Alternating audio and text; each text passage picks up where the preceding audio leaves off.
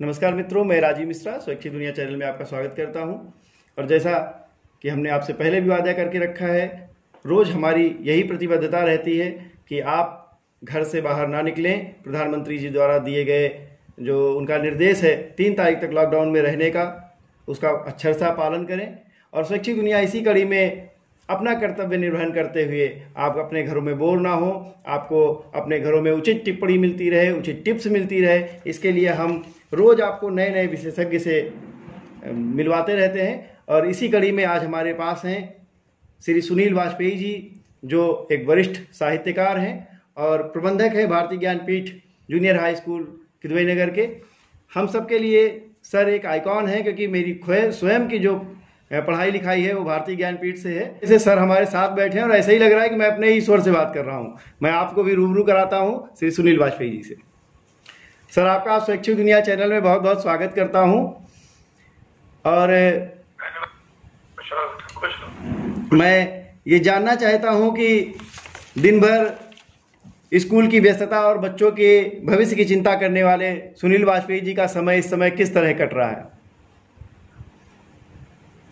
इस समय मैं अगर देखा जाए तो जुड़ गया हूँ अपने उस समाज से जिसके लिए मैं काम करता रहता हूँ। बच्चों में कभी उसको प्रकट नहीं किया। आप लोग भी जब रहे तो कभी मैंने प्रकट करने की कोशिश नहीं करी जी कि मैं, लेकिन ये मेरा अंदरूनी काम था, मैं करता रहता हूँ। और इस समय चूंकि लॉकडाउन है तो मैं पूरी तरीके से पूरी ऊर्जा से इस काम में लगा हूँ जी। और जो बन सकता है इस लॉक टाइम में जरूरी है वो संदेश भी देता रहता हूँ अपनी रचनाओं में, अपनी कविताओं में। क्योंकि सच पूछा जाए तो ये बहुत ही एक सीरियस और एक बहुत गंभीर वक्त है। और तो अगर हम लोग पढ़े लिखे लोग हैं जी, करके भी कुछ ऐसा मिले कि हम इसकी गंभीरता समझें जी और अपने समय उपयोग भी हो जाए। तो दृष्टि में काम करता रहता हूँ जी। मेरा समय कैसे बीत जाता है मुझे पता नहीं चलता जी, इस तरीके से। ये तो बहुत अच्छी बात है सर। जो साहित्यकार होता है, साहित्य चूंकि समाज का दर्पण होता है, तो जाहिर सी बात है वो दोनों तरह से सोचता है, समाज के अपने लिए भी सोचता है और समाज के लिए भी सोचता है। एक और बात आपसे पूछना चाहता हूँ कि चूंकि जो उच्चतर शिक्षाएं हैं, उच्चतर जो कक्षाएं हैं, वहाँ तो ऑनलाइन क्लासेस की व्यवस्था करके रखी है गवर्नमेंट ने। अपने यहाँ क्या हो रहा है? अपने यहाँ भी कैसे बच्चों को आपने क्या संदेश दिया कि बच्चे अपने घर में पढ़ाई करें, या क्या करेंगे जब स्कूल खुल जाएगा 3 मई के बाद या थोड़ा और आगे बढ़ता है? वहाँ क्या रणनीति आपने रखी है अपने भारतीय ज्ञानपीठ के लिए?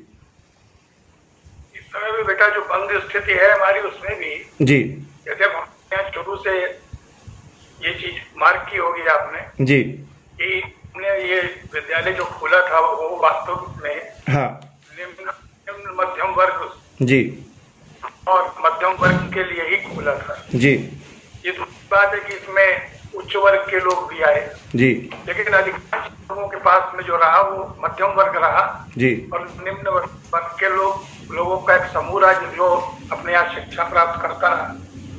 और आज भी उसी तौर पे हम लोग हैं।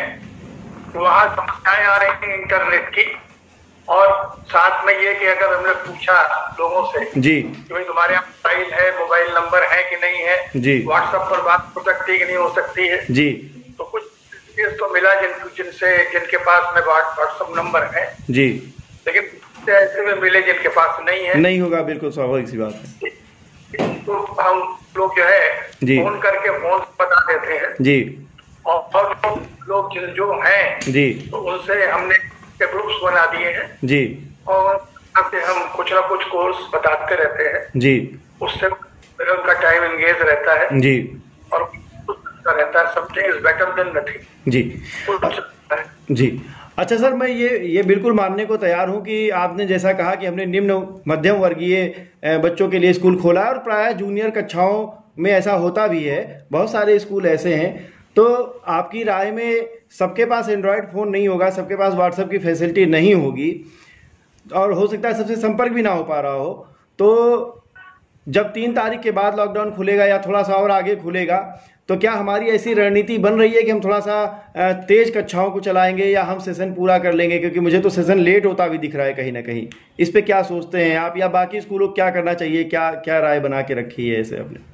के चलते हैं कि ये सेशन ऐसा मान लीजिए जी, जैसे हम लोग जून की छुट्टियां कर दिया करते थे आपकी, जी, उसी तरीके से इसको हम लोग जुलाई से सेशन मान लेंगे। हाँ, जुलाई से सेशन मानते हुए हम लोग वर्क करेंगे जी, और कुछ इस तरीके से करेंगे कि इसको अप्रैल तक निपटा लें।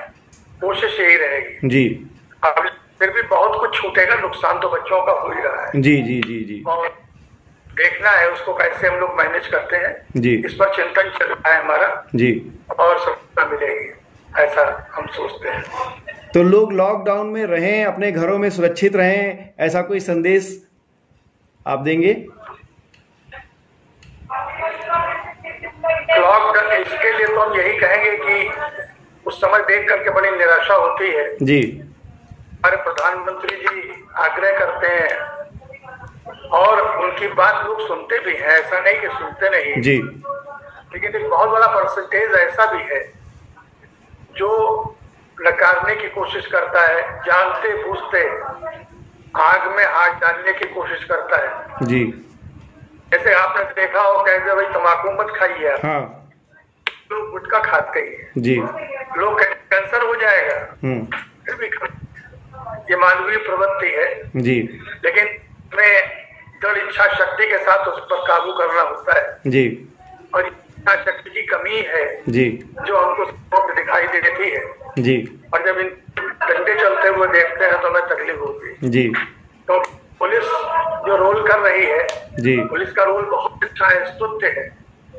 लेकिन हमारा कहना ये है कि दंड दीजिए, सुनिए, और सुन के समझ के अगर गलत है तो उसको दंड दीजिए। जी, ये चेहरे से भद्र आदमी लग रहा है, भला आदमी लग रहा है, किसी काम से निकले और हम उसको दंड दे रहे हैं, उसके साथ मिसबिहेव कर रहे हैं, ये नहीं होना चाहिए। जी, एक तो ये जी, और लाकर दूसरी बात ये कि प्रधानमंत्री जी ने जैसा कहा है जी, उसका पालन होना चाहिए, दृढ़ता से पालन होना चाहिए, क्योंकि इस रोग की भी कोई दवा नहीं है।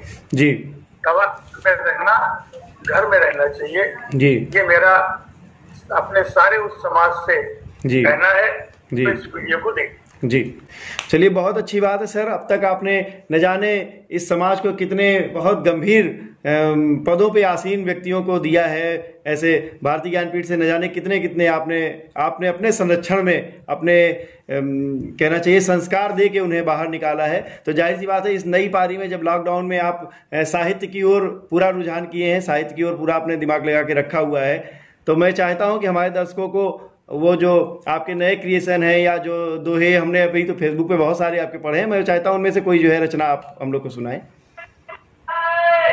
मैं इसमें एक रचना सुना रहा हूँ जी, जिसको आप मेरी क्या नाम अगर देखेंगे आप, जो जहाँ मेरा कलेक्शन है जी, मेरी क्या नाम, जब जो कुछ भी आप पढ़ रहे हैं वो हमारे यहाँ कलेक्ट होता जाता है। जी, तो अगर आप हमारे वेबसाइट को खोलेंगे जी, तो आपको ये मिल जाएगा जो मैं सुनाने जा रहा हूँ। इसको स्वैच्छिक दुनिया में जी, आप जी, इसमें किरदार एक लेखक जो होता है, एक राइटर जो होता है, जी, उसका जो किरदार है जी, उसको व्याख्या करने की कोशिश की गई, बताने की कोशिश की जी, हम लोग क्या करते हैं, जी, इसको आप देखिएगा सर। जी, और बहुत जल्दी से पढ़। स्वागत है, आप इत्मीनान से। हम लफ्जों से तस्वीर बनाते हैं। अच्छा। हम लफ्जों से तस्वीर बनाते हैं, सच पूछो अपना फर्ज निभाते हैं। क्या बात।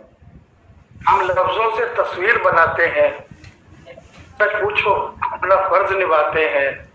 वो देखो सड़कें सुनी सुनी है, मौत की नजरें खूनी खूनी है। जी। देखो सड़कें सुनी सुनी है, मौसम की नजरें खूनी खूनी है। सब अपने घर में दुबके दुबके हैं जी। आहों की तेवर बातूनी है जी। हम सब से खाते हैं, सच पूछो अपना फर्ज निभाते। क्या बात, बहुत अच्छी बात। कभी किसी से बैर नहीं रखते, बेमतलब वाली सैर नहीं रखते। हम सब घर में आते जाते हैं, लीकों पर अक्सर पैर नहीं रखते जी। जो सच है उसको ही अपनाते हैं, सच पूछो और फर्ज निभाते हैं। ऐसे में जबकि मारा मारी है जी, हर लम्हा भारी भारी है, कुछ लोग मौत की साजिश रचते हैं जी, कैसी अपनी तैयारी है। क्या बात। ऐसे में जबकि मारा मारी है हर लम्हा सब पर भारी भारी है, कुछ लोग मौत की साजिश रखते हैं, लोग मौत की साजिश रचते हैं कैसी अपनी रक्षा तैयारी है। हम कर्तव्यों का बोध कराते हैं जी, सच पूछो फर्ज निभाते हैं। वाह। हम लफ्जों की तस्वीर बनाते हैं, सच पूछो अपना फर्ज निभाते हैं। तो मित्रों, यदि नींव की ईंट मजबूत हो तो जाहिर सी बात है दीवार और मकान तो मजबूत होंगे। आपने अभी अभी सुना श्री सुनील वाजपेयी जी को, जो एक वरिष्ठ साहित्यकार हैं और प्रबंधक भी हैं भारतीय ज्ञानपीठ स्कूल किद्वईनगर के। लेकिन जैसा उन्होंने अपने वक्तव्य में कहा कि उन्होंने कभी जाहिर ही नहीं होने दिया अपने बच्चों को कि वो इतने बड़े साहित्यकार हैं।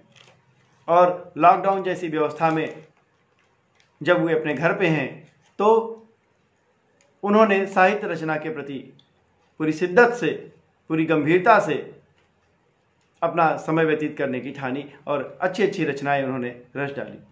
हालांकि उनके पास ज्ञान का भंडार है, साहित्य का भंडार है जो पहले से ही था, लेकिन इस लॉकडाउन का भी उन्होंने सदुपयोग किया।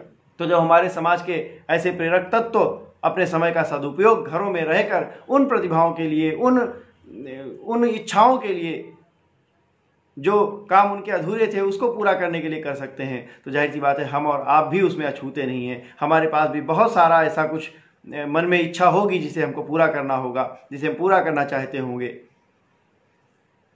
तो इसके लिए जो समय बीत गया उसकी बात नहीं करता, लेकिन जो आने वाला समय है जाहिर सी बात है कि हमें उसको जी लेना चाहिए, हमें उसे पूरा कर लेना चाहिए। क्योंकि किसी ने कहा है जब पछताए होत क्या जब चिड़िया चुग गई खेत। लेकिन अभी भी 3 मई है हमारे पास, 3 मई तक का समय बहुत है।